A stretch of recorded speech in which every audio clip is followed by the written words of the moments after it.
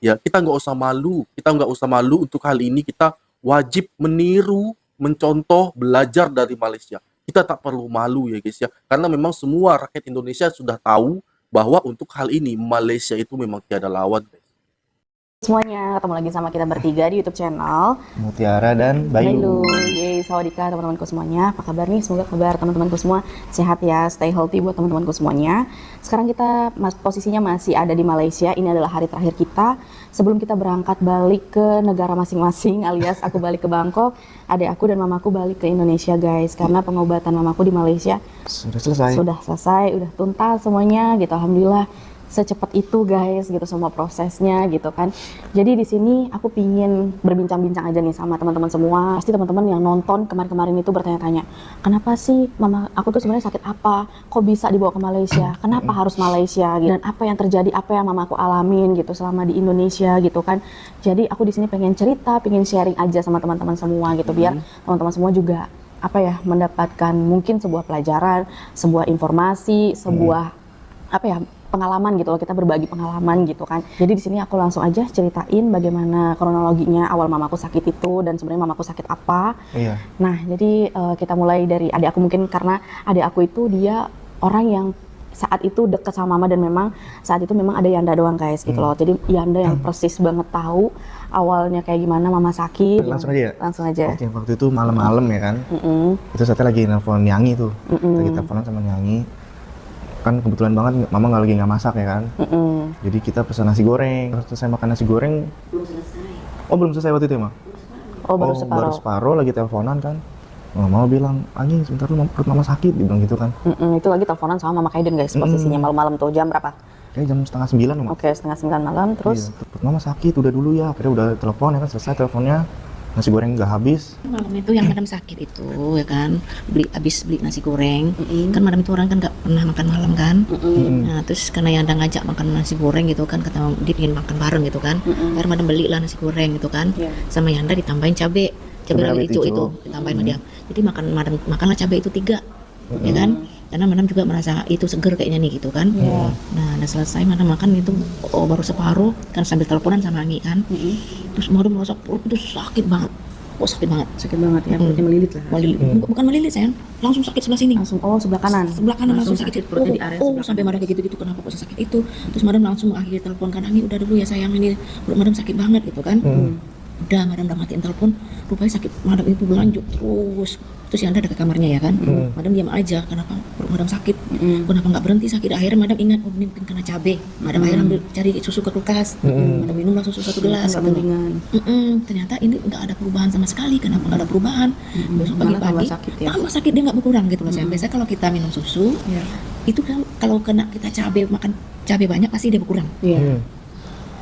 Jedanya berapa jam lah pasti sembuh gitu kan. Ini kok enggak gitu kan. Nah besoknya ke klinik ya kan. Oh ya ke klinik dulu ya. Ke klinik terus udah sampai di sana katanya, wah saya curiga ibu ini batu empedu sama liver kata dia gitu, sama dokter PJS. Iya, karena kan ini ya guys, biasanya kan biasanya orang Indonesia itu kan pastinya ikut ya kan, join di BPJS gitu guys. Ya, betul, jadi betul. kita ikutin rule lah seperti BPJS. Kalau kita berobat nggak bisa langsung ke rumah sakit gitu kan. Ya udah mamaku dibawa ke klinik rujukan ya, dari yang BPJS. Terus ternyata kata dokternya ya sakit, kemungkinan ini batu empedu gitu. Jadi yang dikasih kayak obat biasa, kayak obat lambung, anti nyeri ya segala macam. Kayak berapa macam obat? 3 macam obat. Nah terus setelah seminggu mamaku sakitnya tambah parah tuh. Mamaku udah tahan tuh selama seminggu karena kata dokter coba ini dulu berapa hari, dan kayak seminggu gitu ya. Awalnya 2 hari dikasih obat. Dikasih 2 hari obat, terus nggak sembuh. Mamaku balik lagi ke klinik dalam seminggu itu. Sampai seminggu itu 3 kali guys, bolak-balik klinik. Mama juga telepon Tiara kan waktu itu, bilang ya udah mah kalau nggak sembuh langsung minta rujukan aja ke rumah sakit. Nah ya udah aku tuh nggak bisa lihat mamaku lebih lama lagi sakitnya guys. Dan mamaku juga udah 3 kali bolak-balik klinik kan. Mama itu pergi ke rumah sakit rujukan yang agak jauh dulu. Kenapa?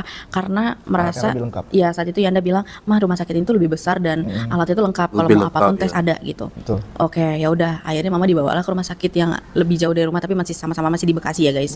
Kayak di Bekasi Barat lah bisa dibilang. Terus mama ke rumah sakit itu, kata dokternya gimana? Sempat ketemu dokter nggak? Dokternya nggak ada. Belum. Dokter hari Sabtu baru ada. Iya, jadi kita masih pendaftaran. Kita disuruh balik lagi di hari Sabtu. Kalau nggak salah itu kita pendaftaran hari Rabu ya atau hari Kamis tuh. Hari Senin. Hari Senin. Hari Senin, karena hari Selasanya besok ada dokter sama hari Kamis. Oh iya jadi betul. penuh. Iya benar. Iya. Tapi ada dokter tapi kita nggak dapat janji di situ karena udah full. Bayangin guys, saking ramenya rumah sakit di Bekasi itu sampai full seminggu nggak ada, kita nggak bisa bikin appointment untuk 2 hari lagi kemudian gitu kan, nggak bisa guys, bener-bener sampai seminggu tuh mamaku udah nggak tahan banget sakit. Ya udah, karena nggak ada pilihan, ya udah akhirnya mamaku pulang tanpa hasil tuh, ya kan, pulang besokannya ya Dem ya. Nanti malamnya. Nah, nanti malamnya mamaku langsung itu ya, perutnya sakit terus memang kan. Tapi setiap malam namanya penyakit kan biasa gitu ya. Setiap malam tuh kambuh aktif. kasihan Malam itu ya. mamaku tahan semalaman, nggak tahan. Akhirnya jam 4 pagi mamaku ketok-ketok pintu kamarnya Yanda. Yan bangun Yan. Untung mamaku tuh masih bisa ketok-ketok gitu loh guys. Dengan susah payah mamaku jalan gitu. Sesak napas ya yang dialami. Nah, terus ketok-ketok pintu kamar Yanda. Yan bangun Yan, mama sakit banget gitu bilangnya. Ayo anterin mama ke rumah sakit gitu. Rumah sakit terdekat langsung cari IGD-nya. Begitu ditanganin dokter, ya udah mama aku diputuskan untuk dirawat. Iya. Dirawat, terus saat itu dokter gimana tuh? Diagnosanya segala macam. Diagnosa ya dokter kan itu Awalnya- dokter jaga kan, jadi dia belum jelas gitu, masih meraba-raba perkiraan lah gitu, perkiraan dia batu empedu dia bilang gitu juga sama. Oke. Terus ya udah mama dirawat. Perkiraan, 2 hari diagnosa ini doang guys perkiraan, mamaku guys. dirawat. Katanya emang peraturan pemerintah juga gitu. Nggak bisa lama-lama kan dirawat, harus gantian sama pasien lain lah kayak gitu. Waktu 2 hari dirawat itu tindakannya cuman mamaku dikasih ya anti sakit gitu-gitu, diinfus, tapi nggak mengurangi sakitnya mama gitu. Akhirnya mama di USG ya dalam waktu 2 hari itu. Nah, waktu mama di USG itu dokternya tuh kayak masih muda gitu kan. Waktu mama di USG itu dibawa ke ruangan untuk ultrasound perut, ada aku nggak boleh masuk kan, mamaku doang. Di situ waktu dokter lagi USG-in perut mamaku, dia lihat ke layar tuh kaget gitu. Hah, bener ini gitu. Jadi guys, sontak mamaku langsung kaget, langsung shock gitu loh. Karena dokter segitu shocknya ekspresinya gitu. Yang bener ini gitu. Jadi kayak mamaku berpikiran dalam hatinya, ada apa nih, kenapa nih? Oh, apa saya sakit parah banget, apa saya mau meninggal gitu. Yang namanya Dia langsung dokter, tanya dokter juga langsung tanya madam gimana. Dokter tanya madam gini kan, ibu katanya kan, ibu apakah selama ini ibu nggak sakit banget? Terus yang kedua, apakah nggak perut ibu tuh kembung banget gitu? Dia bilang gitu. Kalau kembung iya sih, madam gitu kan, iya sih kembung perut saya itu kan. Terus lagi itu dia panggil temannya. Habis nanya madam, maksudnya dokter juga lah. iya dia panggil kan, terus udah masuk ke ruangan itu, terus dia, kamu lihat deh katanya kan, pasti dia madam, oh. Temukan kode unik dalam kemasan. Kirim melalui nomor WhatsApp. Dapatkan hadiah umroh gratis untuk 5 pemenang. Lihat deh katanya kan, pasti dia madam, oh. Kaget Terus juga. dia bilang, sampai 2 kali itu. Pas dia 2 kali itu madam dapat serangan panik gitu loh sayang. Badan madam itu rasanya dingin semua, madam gemetar yang nggak bisa dipegang. Ya. Bahkan madam diginiin pun sama dokter itu madam tuh, jadi gimana gemetarnya Pak? Jadi dokternya sampai dia berhenti dulu USG perut mama gitu guys, untuk nenangin mama gitu. Karena mama aku itu orangnya gampang panik, gampang apa ya, kayak punya serangan attack gitu loh guys, serangan panik attack, yang dimana mama aku tuh nggak siap melihat ekspresi dokter seperti itu gitu kan, cara-cara dokter seperti itu. Kagetnya di situ mama aku nggak terima gitu loh guys, bodinya gitu. Jadi langsung dia kaget, bodinya langsung gemeteran, kayak mamaku tuh kayak gitu, kayak sampai dia gemeteran. kejang-kejang ya. Gitu. Ih parah deh Sampai pokoknya nggak itu. bisa ditahan pokoknya. Itu seluruh tubuh. Terus yang herannya dokter yang satu lagi juga kan dia ngasih tahu gitu kan ke temannya, ini benar nggak gitu kan, yang maksudnya dia pengen memastikan gitu bahwa temannya juga melihat ada penemuan gitu di perut mamaku. Terus dia juga kagetnya dengan sama gitu ya. Kagetan dokter pertama atau kedua? Pertama, madam yang itu pertama dia kan kaget begitu kan. Kan madam lihat dia, madam miring, madam ke dia gitu kan ya. Nah, yang kedua juga ekspresinya lebih parah lagi. Lebih parah lagi. Memang pertanyaan dokter itu sama madam, apakah ibu sakit banget? Iya. Tuh kan, terus apa nggak perut ibu tuh kembung nggak enak gitu, udah lama kata dia bilang gitu kan. Terus dia pas udah datang dokter tuh, Yang jatuh itu? iya dia bilang, apakah ibu pernah jatuh? Jatuh seperti apa? Jatuh yang keras banget katanya gitu. Atau ibu jatuh dari motor yang kencang, terus ibu cedera perut. Ada jatuh dulu di Spanyol, tapi kata dokter sini bukan jatuh penyebabnya, ya kan? Iya. Nah terus dipanggil dokter yang satu lagi itu, akhirnya dia nanya madam, USG madam belum selesai ya Tiara ya kan, ginjal madam belum gitu ya kan? Dia panggil lah dokter yang tadi itu gitu kan, wes kan kamu nih gitu kan, kayak gitu kata madam, sakit gua kayak aneh gitu kan, mungkin nggak ada orang sesakit ini gitu kan, madam seolah-olah saat itu entah madam ketakutan, madam nggak tahu lagi deh itu karena madam masuk ke ruang itu madam sangat normal gitu, madam masih menerima lah semua lah sakit madam itu gitu kan, tapi dengan ekspresi seperti itu gitu kan, trauma berat gitu kan, ketakutan yang luar biasa, sampai keangkat, sampai Yanda pun madam kan, Yanda nggak boleh masuk ke ruang itu. Yanda masuk ke ruang itu, madam suruh panggil sama dokter, panggilin anak saya gitu kan, Yanda sampai udah peluk madam, sampai keangkat-angkat dia Yanda pegang tangan, pakai begini pegang Yanda, Iya, nggak bisa. saya bangin aja sampai Itu madam berlangsung berapa menit tuh mama geter-geter gitu kayak angkat gitu? itu lama gitu kan, ada kali di dalam itu lama ya Serangan panik Sepuluh menit attack ya lebih guys gitu, ya, Tiara. membuat menggigil seluruh tubuh. Menit lamanya Iya. ya. Terus Oke. agak tenang baru dilanjutin lagi. Baru lanjutin Yang lagi. menjadi ibu sekarang katanya gitu kan. Nah, baru lanjut lagi. Tapi setelah itu berlanjut sampai terus madam gituin ke dokter, dok, apapun penemuan tentang penyakit saya di tubuh saya, jangan pernah saya dikasih tahu. Madam gitu sama dia. Ya seburuk apapun maupun saya mati besok, madam itu, jangan kasih tahu anak saya. Jangan kasih tahu saya. Kasih tahu anak saya. Gemetar itu berlanjut sampai ke kamar kan, Tera telepon madam kan. Oh iya, setelah Nah. WSG itu masih gemetar ya. Sampai masih gemetar hebat madam itu kan, pulang lagi sampai di kamar kan, Tera sampai ini apa, dok, suster sampai dipanggil kan. Oh iya, Itu buat nenangin ya, Ma? untuk nenangin madam itu kan gitu loh. Itu pas madam di hari pertama dirawat. Iya, itu hari pertama. Iya, dirawat. pertama dirawat benar. Nah, karena mamaku kan cuma 2 hari guys dirawatnya. Jadi dari situ mamaku udah trauma guys. Kenapa? Itulah yang aku sayangin ya. Kecewanya kenapa? Kenapa dokter ini seperti itu ekspresinya?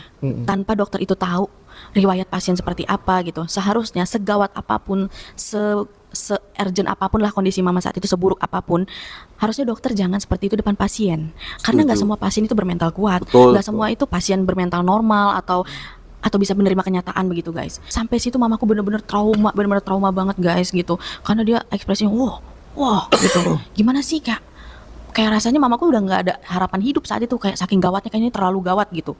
Kata madam mau mati. Iya, jadi itu yang aku sayangkan ya guys ya, karena menurut aku balik lagi ke etika ya guys. Menurut aku nggak siapapun orangnya gitu, nggak harus dokter atau siapapun, harus tahu. Kita kan nggak tahu riwayat pasien itu seperti apa. Kenapa Setuju, sih Mbak. harus kayak emangnya dokter nggak pernah nemuin penyakit itu, kayak penyakit itu baru ditemukan di dunia aja gitu. Setuju, betul. Seharusnya jangan seperti itu. Ya udah cukup disimpan dulu gitu kan. Pasien ini nggak boleh, namanya pasien lagi sakit, pasti dia overthinking dong ya kan. Sedih, sakit gitu, overthinking. Jadi nggak boleh seperti itu ekspresinya gitu, malah memperburuk keadaan pasiennya. Apalagi dokternya nggak tahu riwayatnya apa. Betul. Apakah ada panic attack, apakah dia mental kuat begitu loh guys. Atau Jadi ya serangan dari situlah jantung mamaku mungkin ya. udah kayak trauma banget gitu. Setiap ketemu dokternya aja mama takut ntar ekspresi apa lagi yang bakal dikeluarin sama dokternya. Kayak udah overthinking gitu mamaku, karena emang mamaku punya panic attack. Pas dirawat mamaku itu udah dikasih obat penenang, kayak obat penahan sakit gitu ya guys. Mamaku nggak mempan gitu loh. Dia tetap nggak bisa tidur di rumah sakit, tetap sakit semalaman. Ya pokoknya intinya nggak ada perubahan gitu, karena memang mamaku harus dicek lebih lanjut kata dokternya. Ibu harus di CT scan ya biar lebih jelas ini sakitnya apa, karena dokter bilang waktu di WSG itu ada cairan di perut mama. Setelah mamaku posisinya abis shock itu ya kan, siang-siangnya, nah terus malamnya mama dikasih obat. Ya kasih obat katanya gitu, madam dikasih obat ini obat lambung, anti nyeri dan antibiotik gitu kan. Itu obat itu disuntikin ke infusnya madam itu kan.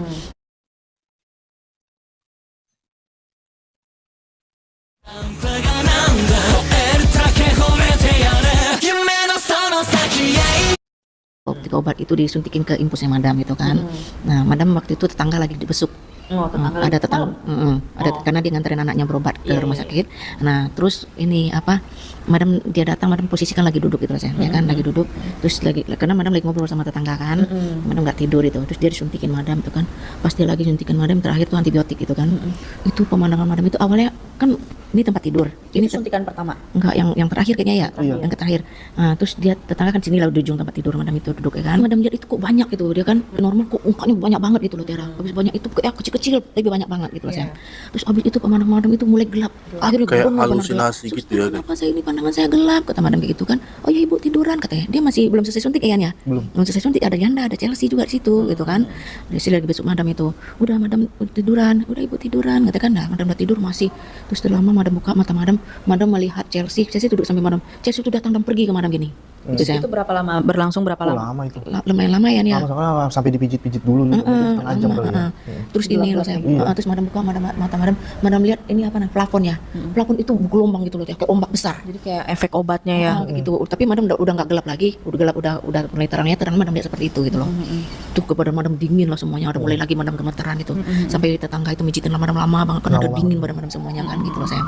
Jadi mungkin bisa jadi entah obatnya nggak cocok gitu kan, atau bagaimana, pokoknya pemandangan mamaku tuh langsung gelap begitu dikasih obat guys. Kayak ngeri banget nggak sih gitu, kok bisa kayak gitu efeknya gitu di mamaku. Padahal sebelumnya mamaku nggak pernah ada yang namanya alergi obat, itu tetangga mamaku sendiri menyaksikannya gitu loh. Terus apalagi Dam? Ya mungkin salah obat itu, soalnya gue terakhir ngecek mama itu kan mau pulang tuh ada potong gelang ini kan. Nah itu salah tanggal lahir. Oh nah, terus kesalahannya Salah. lagi Bedanya hampir 11 tahun gitu. beda. Jadi gini loh guys, kurang teliti dalam menginput data-data pasien gitu. Jadi mamaku harusnya lahir tahun segini, ditulis tahun segini, bedanya tuh sampai 10 tahun. Kita baru nyadar namanya kita nggak ngecek banget lah, kayak apa sih timbang gelang gitu kan. Pas kita cek udah selesai itu dalam 2 hari baru kita nyadar gitu, baru Yanda nyadar Pas gitu. potong gelang kan gue liat, waduh tahunnya kok Ayo foto sama Yanda. Iya kan, beda Jadi usia kayak- tuh beda foto, juga. foto pas itu foto Pengobatannya pendaftarannya ya. aja, Anda nggak ngecek juga bukan foto aja. Ini. Jadi aku kan setiap hari nelpon mamaku bagaimana keadaan mama gitu kan. Ya mama ceritalah semua yang mama alamin gitu. Aku tuh sampai ya ampun aku nggak bisa berkata-kata, aku cuma geleng-geleng aja gitu dengan apa yang mamaku alamin, sampai yang pendaftaran data-data pasien pun salah gitu. Itu kan menurut aku kesalahan yang sangat krusial banget ya guys. Menginput data berarti kan mamaku datanya udah di sana, tahunnya udah beda nih ya kan. Nah kita baru nyadar pas udah pulang gitu loh. Ya sebelum pulang kan ini kan suster kan datang malam-malam gitu kan. Madam kan udah bilang madam itu jangan sampai tahu kayak gitu loh penyakit madam ya kan. Nah suster datang malam-malam, keluarga ibu Yanti Melto kenapa gitu kan. Ini dipanggil dokter, katanya kan dokter mau jelasin katanya gitu kan. Dokter lagi menungguin keluarga di ruang suster. Nah pasti dalam pikiran madam ser lagi langsung gitu Tiara. Untung Mas Chelsea masih ada gitu, madam langsung kedinginan lagi, gemeteran lagi. Nah, di sini kesalahan lagi ya menurut aku. Kenapa? Mamaku udah bilang, "Dok, saya ini orangnya gampang panik, serangan panik attack. Tolong kalau ada kabar buruk atau apapun kabar, tolong langsung kabarin ke anak saya." Nah, kesalahannya kenapa suster manggil dengan suara yang begitu lantangnya, langsung keluarga ibu ini dipanggil dokter ini ya, suruh datang ke sini Miskomunikasi gitu. lagi ya. Otomatis mamaku tahu dong guys, ya kan. Sedangkan mamaku sudah berpesan dan dokter pun sudah melihat keadaan kondisi mamaku tuh memang Betul. bukan pasien yang bisa nerima dengan gampangnya begini gitu ya kan. Jadi bener-bener kayak merasa kok kayak gini gitu, nggak, sangat tidak mementingkan perasaan pasien, kondisi pasien begitu, sangat tidak ada atensinya di situ gitu. Jadi mamaku udah mulai gemeteran lagi dia. Terus akhirnya sama suster diapain madam? Nggak suster, hanya Chelsea aja sama Yanda datang kan. Chelsea nenangin madam itu kan. Dan Anda akhirnya ketemu dokter gitu di ruangan dokter gitu kan? Dikasih semua lah badan presker apa sama Chelsea biar madam tenang, dicium-ciumin semuanya gitu kan. Dipeluk madam sama dia gitu kan. Nah, terus apa yang dokter katakan Yan waktu Yanda dipanggil ke ruang dokter? Iya, waktu dokter kan manggil kan, suster manggil, gue langsung keluar dari kamar, ketemu dokternya di nurse station itu tempat-tempat suster kumpul ya kan. Oke. Apa namanya sih, tempat-tempat suster jaga lah. Gitu. Iya. Ya udah ketemu dokter, takut ya mamanya, dia bilang gitu kan.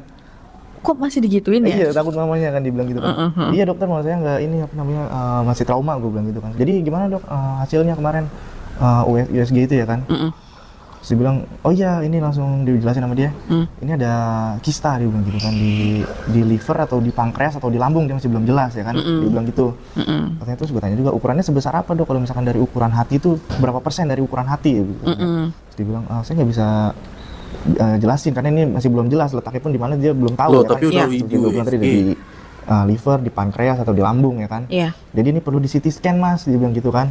Oh di CT scan ya, itu waktu itu nggak salah tanggal 5, nggak salah masih tanggal 5. Oh, gitu di kan. CT scan lagi ya. Ya udah kan CT scan nanti saya buatin ininya apa namanya, surat janjinya apa namanya, surat janji temunya gitu kan. Kalau nanti tanggal segini akan ada CT scan gitu. Terus sambil gue nanya-nanya juga pantangannya apa, nggak boleh apa, ini apa. Karena saat itu dokter udah bilang besoknya sudah boleh pulang gitu kan. Iya. Aku juga kaget, wah aku sudah boleh pulang, sudah mama aja masih gemeteran, terus masih perutnya masih ya masih Sakit belum ada banget. perubahan lah sama sekali, belum ada efek sama sekali gitu ya kan. Belum ada Udah perubahan disuruh sama pulang. sekali.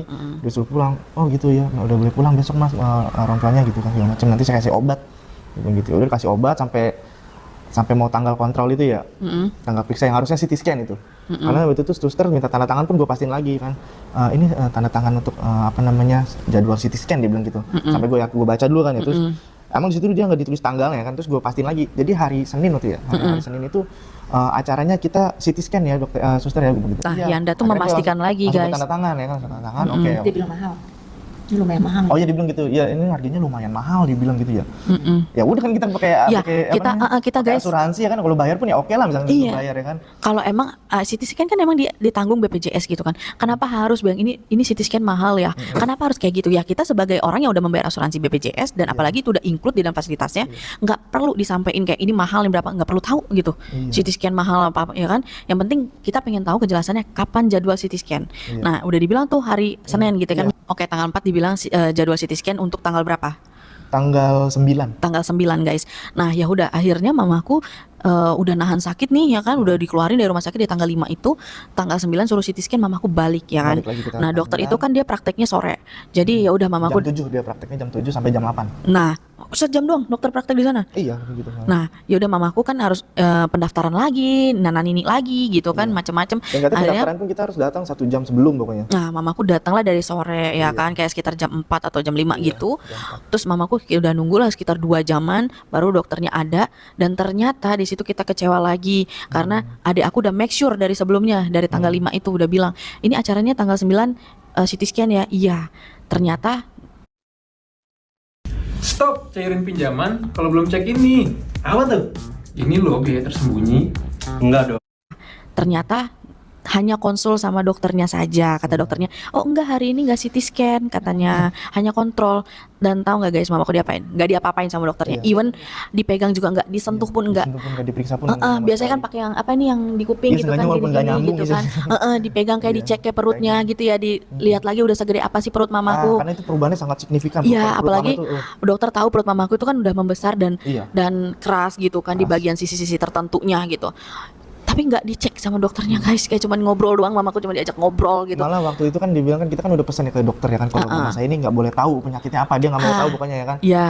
Tapi di saat kita ketemu dokter dipanggil lah sama mama kan, kita masuk, dipanggil terus tanya, oh yang dimana tuh segala macam ya. Oh yang sakitnya ini ya, dia bilang gitu kan. Oh iya. Yang sakitnya batu empedu akhirnya. Nah. Dia kan waktu itu diagnosa ini liver ya kan. Ada cairan di area liver mama kan gitu Iya, ya. ada kista. Oh, ada kista, Kan dia bilang ada kista. Ada Terus kista. dia malah bilang, oh ini yang ibu sakit batu empedu ya. Bukannya waktu itu ada cairan ya dok ya, di perut saya gitu kan, di area perut saya, di lambung saya gitu. Oh iya, langsung gitu dia langsung kayak inget lagi ingatan dia kan. Oh ini ibu sakitnya kista, langsung digituin segala macam ya kan. Guys, dari situ aku kayak ngerasa apa ya, dokter ini kok terlalu menyepelekan, mensepelekan pasien. Udah dia bilang, oh ini ibu yang batu empedu ya. Padahal udah jelas-jelas kemarin dia bilang ada kista ya kan. Terus udah dibilang juga nih sama mama, kalau ada kabar buruk atau apapun tolong kasih tahunya ke anak saya aja dok. Saya nggak mau terima kabar yang kayak gitu itu, karena saya belum bisa nerima, biarlah saya tahu dari anak saya. Karena mama aku ngomong kayak gitu kenapa guys? Karena mamaku nggak pengen denger dari dokter itu, karena dokter itu bikin mamaku trauma, cara-cara bicaranya, etikanya begitu. Jadi mamaku nggak pengen dokter tuh ngomong ke mamaku mengenai penyakitnya, biarlah anak-anaknya, karena mamaku lebih nyaman disampaikan apa penyakit sesungguhnya itu lewat anaknya gitu, lebih tenang. Tapi dokter itu bilang, oh ini ibu yang pertama ketemu masuk ke ruangannya itu, oh ini ibu yang sakit batu empedu ya. Dari situ aja udah salah diagnosa, salah semuanya gitu loh guys. Main tebak-tebakan begitu, kenapa harus kayak gitu? Instead of that, nggak perlu lah ngomong ibu, ya ibu silahkan sini saya cek lagi. Harusnya dokter sebelum mamaku masuk ke ruangan dokter itu, harusnya dokter udah membaca riwayat pasien yang akan diperiksanya. Ini sakit apa? Oh riwayat ini, oh iya kemarin dia hasil ceknya ada cairan. Harusnya dokter tahu nih di situ. Tapi dia bilang ini yang sakit batu empedu. Oh my god gitu ya. Jadi dari situ terus ditambah nanti ditambah dokternya keceplosan lagi. Oh ini ibu yang sakit kista depan mamaku, padahal mamaku belum tahu guys. Akhirnya mamaku langsung shock lagi. Mamaku gemeteran lagi gitu loh guys. Jadi aku mendengar cerita itu gimana gitu saat itu. Kata madam gini kan, itu operasi apa saya nanti itu dok? Ini operasi besar ibu, kata dia gitu kan. Tambah ser lah darah madam ya kan, oh gak akan selamat gue gitu kan. Iya. Jadi seperti itu guys, betapa banyak shocknya, banyak kesalahan, banyak cara-caranya itu mamaku benar-benar nggak bisa terima gitu dengan semua itu. Terus kata dokternya, katanya kan nanti ibu, katanya kan ibu sekarang saya kasih ini rujukan, katanya kan rujukan balik ke BPJS-nya, ke klinik lagi, jadi kita harus ke klinik lagi. Kan untuk CT scan. Emang kenapa begitu dok? Itu kan saya lagi sakit banget ini, bukan sekarang saya CT scan. Lagian saya juga sudah dirawat kan dok gitu, udah di rumah sakit ini, kenapa saya harus minta rujukan ke klinik lagi? Ternyata rujukan itu untuk CT scan. Kita harus minta ke klinik lagi, padahal rumah sakit itu udah tahu gitu. Iya, untuk CT scan aja kita harus minta rujukan lagi guys, bolak-balik ke klinik gitu. Padahal ngapain sih harus ke klinik aja cuman ngasih obat doang gitu. Ini harus rujukan ke klinik. Oke lah kita Rujukan itu cuma surat, lembar surat. Iya. Kalau itu menyatakan kita ke rumah sakit. Iya, tapi kan intinya kita harus bolak-balik dan bolak-balik. akhirnya CT scan bukan diundur. Gimana Dijadwalkan ya? ulang. Dijadwalkan ulang gitu gara-gara harus kayak gitu. Madam bilang kan, tapi saya ini kan sakit banget dok, ini sakit nggak ada jedahnya dok, sakit banget kata madam gitu kan. Terus katanya, iya kan pulang dari sini nanti ibu kan dikasih obat, kata gitu kan. Kalau ibu kenapa-napa nanti ya udah masuk aja ke klinik lagi, ke IGD lagi, dia bilang ke madam kayak gitu kan. Nah, jadi ini tanggal berapa? Ini nanti tuh tanggal 17, berarti jaraknya 10 hari gitu loh sayang. 10 hari lagi madam baru bisa mendapat surat untuk CT scan, katanya seperti itu ya kan. Nah, ya udah madam pulanglah dengan hati yang kecewa, dengan badan yang gemetar gitu kan. Jadi mamaku itu guys, intinya CT scan diundur sampai 10 hari ke depan. Sedangkan dokter aja pas USG mamaku udah wah kaget. Berarti tahu dong searjen apa Benar. gitu keadaan mamaku. Tapi lagi-lagi dengan alasan ini adalah peraturan pemerintah, terus ini adalah aturan BPJS. Akhirnya Aturan mamaku ya udah pemerintah. ikutinlah aturan ya kan. Ikutin semua. Nah, mamaku dikasih obat tuh, obat kayak obat lambung aja, obat apalagi Obat anti nyeri, lambung, hanya untuk guys. obat penahan sakit lah ya, painkiller gitu. Sampai menunggu tanggal 17 itu. Sampai tanggal 17 itu 10 hari ke depan. Dan Nah, minum obat itu nggak ada ini sama sekali. iya. Ini sakit banget. Sakit banget, mamaku udah nggak pernah tidur guys berhari-hari ya kan. Cuman selang 2 hari aja guys, mamaku udah nggak bisa tahan lagi. Kata dokternya juga gini, dok ini kan saya udah sakit banget, kata mama gitu. Emang saya nggak bisa langsung di CT scan? Nggak bisa bu, emang peraturan pemerintah seperti itu, kita harus ikutin, kata dia gitu. Oh oke, ya udah. Terus padahal mamaku itu kan udah sakit banget ya. Kata mama, nanti dok kalau saya sakit banget gimana gitu, karena saya emang benar-benar udah sakit banget dok, digituin kan sama. Ya ibu kalau kan ibu nanti dikasih obat, kata dia gitu. Ibu dikasih obat anti nyeri gini, jadi supaya ibu nggak sakit. Terus nanti kalau ibu udah nggak tahan, ya ibu datang lagi aja ke IGD gitu. Mama aku suruh ke IGD lagi guys. Kalau kalau kenapa-napa ya ibu datang lagi ke IGD. Kayak kebayang gak sih guys, mamaku nanti ke IGD terus dikasih obat anti nyeri lagi yang padahal mamaku udah sakitnya udah nggak bisa dipakein obat anti nyeri, sakitnya udah nggak berhenti. Kayak nggak kebayang aja mamaku harus berapa kali ke IGD, harus berapa kali mamaku mengkonsumsi obat penahan sakit terus. Itu pasti obatnya obat keras kan guys, yang ibaratnya nggak baik untuk dikonsumsi jangka panjang karena akan membahayakan ginjal ataupun organ-organ tubuh lainnya. Nah Setuju. udah 2 hari itu Membahayakan ginjal, mamaku ya. udah semakin gak kuat kan. Aku selalu telepon mamaku, gimana mah keadaannya. Karena saya nggak ceritain, mau dievaluasi dulu sama dokter itu hasilnya. Oh iya. Nah dokter bilang katanya gini bu, nanti tanggal 17 ini ibu di CT scan. Nah terus kan mama juga nanya, oh setelah CT scan nanti saya kapan dok bisa dioperasi gitu kan. Oh kita belum tahu bu kapan ibu dioperasi, karena kita setelah ibu CT scan kita evaluasi dulu hasil CT scan ibu ini, kita berunding dulu sama dokter, kita harus tindakan-tindakan apa kayak gitu-gitulah teman-teman, intinya harus dievaluasi.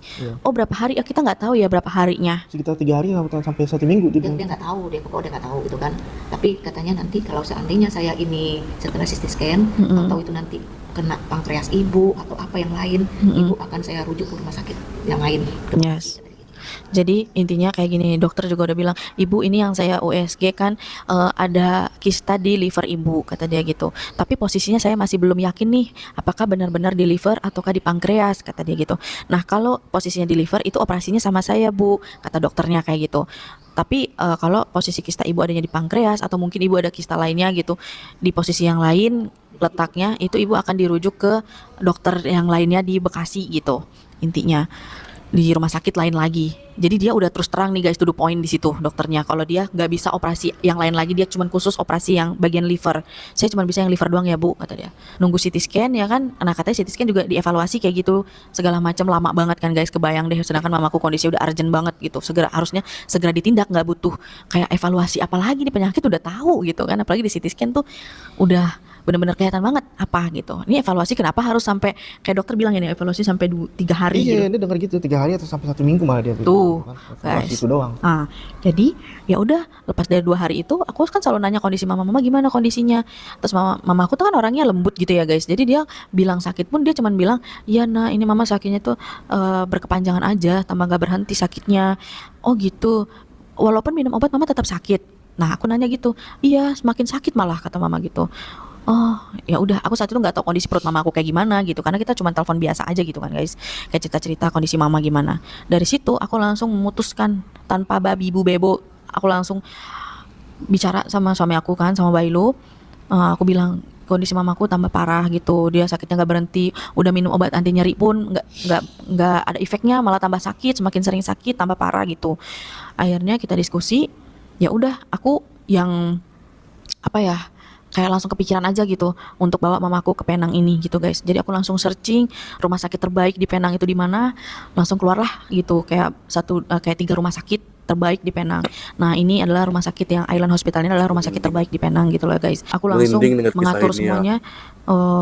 Kayak kita tuh kan kalau mau janji dokter itu kita ada di Indonesia itu agent ya guys. Jadi agent itu dokter sebenarnya, dokter resmi Indonesia yang menghubungkan langsung untuk membuatkan appointment di rumah sakit di Malaysia ataupun Singapura gitu. Jadi ya udah aku langsung hubungin dokter namanya Dokter Agnes. Di situ ya udah aku bilang, Dokter Agnes aku pengen ketemu dengan dokter yang pakar bedah yang penyakit dalam gitu. Oh dia kasih 3 pilihan dokter tuh guys. Dokter Agnes tanya mau appointmentnya kapan. besok bisa nggak dok? Saya nggak bisa nunggu lebih lama lagi, saya maunya besok. Oh oke, saya cek dulu ya untuk jadwal dokternya. Oh bisa, ada katanya, ada Itu guys. waktu sudah sore ya juga. Itu waktu juga udah sore guys. Terus ya udah, akhirnya aku udah ngomong sama Bailu kan, kata Bailu oke, bawa aja Mama Sweety ke Penang, jangan tunggu lama-lama lagi gitu.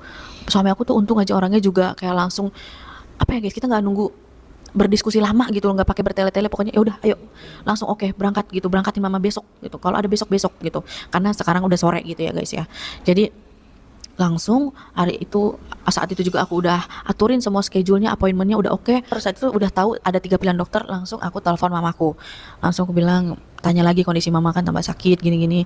Terus langsung aku bilang, mama mau nggak yuk kita berangkat ke Penang gitu, kita berobat di Penang aja gitu, karena lama gitu kalau di Indonesia Keputusan yang aturan pemerintahnya harus kesana kesini dulu, terus belum dokternya juga kayak gitu cara-caranya gitu loh guys. Jadi wah, harus sampai kapan lagi mamaku menahan sakit gitu kan. Akhirnya ya udah, mamaku sedih lah gitu, nangis terharu gitu kan, karena akhirnya secepat itu aku bawa mamaku ke Penang gitu, mamaku seneng gitu kan. Ya udah, aku langsung kirimin lah 3 foto dokter gitu. Dam, ini madam pilih mau dokter yang mana, yang kira-kira yang madam suka mukanya, karena kan madam kan punya panic attack ya guys. Jadi aku pingin mamaku berobatnya senyaman mungkin, yang bikin mamaku tuh nyaman gitu. Jadi kan pasti wajah dokter ini kita ada feeling kan gitu loh, wajah mana yang bikin nyaman, wajah mana yang kayak kita suka gitu kan. Untungnya gitu guys, kayak sebagus itu gitu dokter Agnes, yang agent di Indonesia itu agent resmi ya guys. Jadi aku tuh benar-benar nggak bayar sama sekali sama dokter Agnes, memang itu agent resmi dari rumah sakit yang ada di Penang ini. Nah terus aku kirimin 3 foto, dan di situ mamaku dan keluarga berunding gitu, diskusi bagusnya yang mana. Akhirnya mamaku, adik aku pilihnya dokter Wong, mamaku juga pilih dokter Wong gitu. Wong. Karena saat itu ada 3 dokter dari 2 rumah sakit yang berbeda gitu. Yang 2 dari rumah sakit Island Hospital ini. Nah mamaku pilihnya yang dokter Wong, ini aja gitu. Terus mama Kaidan juga bilang, udah ini aja gitu dokter Wong, karena alasannya wajahnya kekeluargaan, kayaknya dia orangnya penyayang gitu. Madam juga mikiran gitu ya Dam ya. Jadi ya udah guys, kita Orang tua lebih dokter Wong tuh kan udah tua gitu ya guys. Kayaknya orang tua tuh lebih mengayomi, lebih teliti, lebih kayak Bijaksana kekeluargaan ya. wajahnya. Dan kebetulan dia satu-satunya dokter yang gelarnya itu profesor guys. Jadi makanya kita, karena itu juga kita tambah kuat gitu guys, pilih dokter Wong.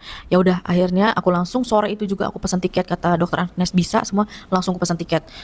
Udah, langsung besok pagi aku berangkat guys sama mama jam 10 tuh kita pesawatnya, ya kan Dam? Iya. Nah, oh iya. Nah, jadi pas sore aku beli tiket itu ya kan, terus mamaku malamnya langsung ke hotel deket bandara, karena rumah kita jauh kan dari Bekasi ke bandara itu, karena takutnya macet segala macam, kita nggak mau ada alasan. Jadi mamaku berangkat dari malam, udah mama stay di hotel aja gitu. Stay di hotel, disitulah aku video call sama mamaku guys. Nah waktu aku video call itu, aku pengen lihat keadaan mamaku, wajahnya seperti apa. Oh ternyata wajah mamaku bener-bener wajah orang yang menahan sakit gimana sih. Nah terus yang kedua, karena aku lihat kondisi mamaku kayak gitu, kesakitan gitu, Dam coba lihat perutnya kayak gimana kan, karena mama bilang mama setiap hari perutnya tambah besar Tiara gitu. Ini sampai mama ukur setiap hari, mama tulis setiap hari nambah berapa senti. Ternyata kata mamaku itu, mamaku per harinya nambah setidaknya 4 cm perutnya. Wow gitu kan. Terus aku langsung lihat, coba Dam lihat perutnya. Nah dari situ aku tahu, oh perutnya kok gede banget gitu kan. Mungkin mamaku nggak ngasih tahu lihat perutnya, mau anaknya khawatir atau gimana gitu ya. Terus akhirnya aku bilang sama Yanda, Yan tolong fotoin perut mama. Nah dari situlah aku bener-bener kaget, sekaget-kagetnya aku merinding. Perut mamaku itu kayak ada jendolan gitu guys di sebelah kanan atas ya. Nah di area hati itu gede banget, terus di sini agak ke dalam gitu, pokoknya gedenya nggak rata intinya, kayak orang hamil, tapi hamil kan jelas ya kayak rata gitu kan. Ini tuh gedenya nggak rata, sebelah sini gede banget, sini nggak gede, sini gede banget gitu. Jadi wah aku langsung merinding guys. Saat itu Bailu lagi makan malam, aku udah kayak netesin air mata, tapi Bailu bilang kenapa Sweety gitu, nggak apa-apa udah makan dulu aja. Ya udah akhirnya Bailu habis makanannya udah habis, baru aku bilang sama Bailu, ini yang bikin Sweety sedih banget Bailu, setelah tahu kondisi mama ternyata perutnya udah segede ini. Bailu juga sampai merinding guys, sedih banget gitu liatnya.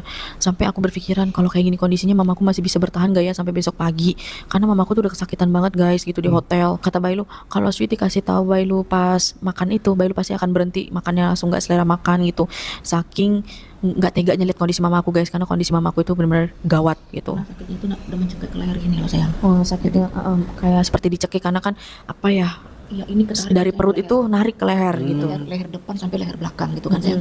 Terus yang sakit di sini tarik ke punggung sini, bagian punggung dada gini. Terus yang ini tarik ke arah pantat kita ini gitu. Sakitnya kayak gimana, belum sakit yang di perut itu gitu kan sayang. Sakit ketarik kayak gitu, belum sakit itu, belum yang napas dicekek itu rasanya.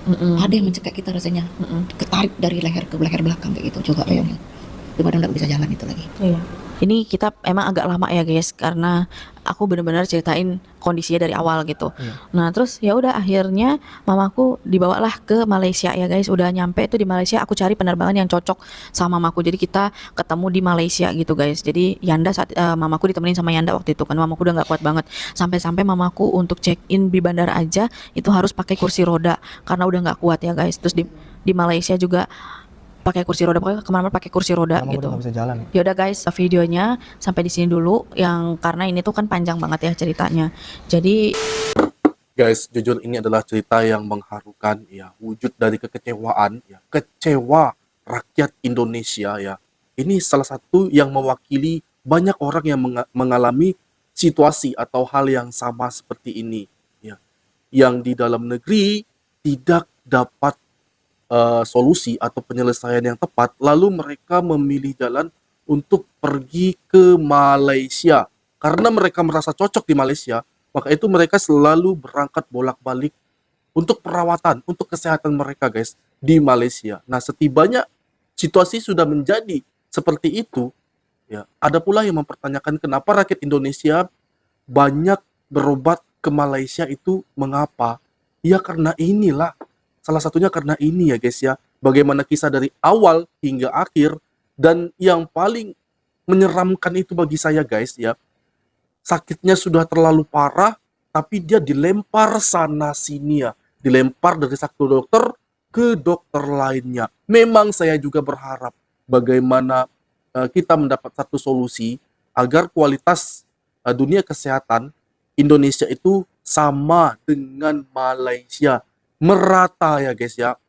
Karena saya pun tahu bahwa ada satu hospital baru yang dibuat di Bali yang berkualitas internasional.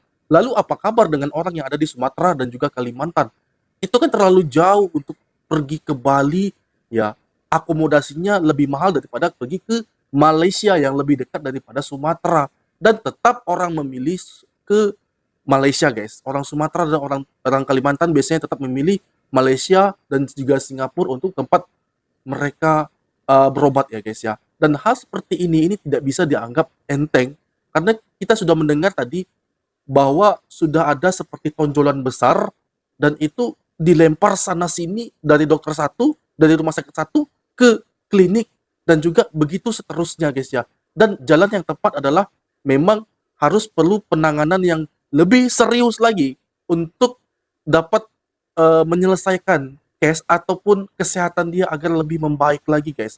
Ya bayangkan dari dia bisa berjalan sehingga dia hanya bisa duduk di kursi roda. Nah itu saja kita sudah mengetahui bagaimana sulitnya ya guys ya.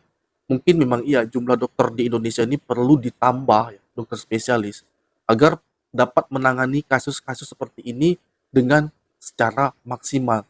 Kasihan ya, karena mungkin selalu ada orang-orang yang bernasib seperti ini yang tidak tahu bagaimana solusinya, bahkan ada pula yang sudah berpulang ke rahmatullah karena mungkin tidak memiliki biaya untuk berobat ke Malaysia. Itu pun nasib seperti itu pun ada diterima oleh orang-orang Indonesia. Jadi harapan kita untuk kedepannya ya kita nggak usah malu, untuk hal ini. Kita wajib meniru, mencontoh, belajar dari Malaysia. Kita tak perlu malu ya guys ya, karena memang semua rakyat Indonesia sudah tahu bahwa untuk hal ini Malaysia itu memang tiada lawan guys.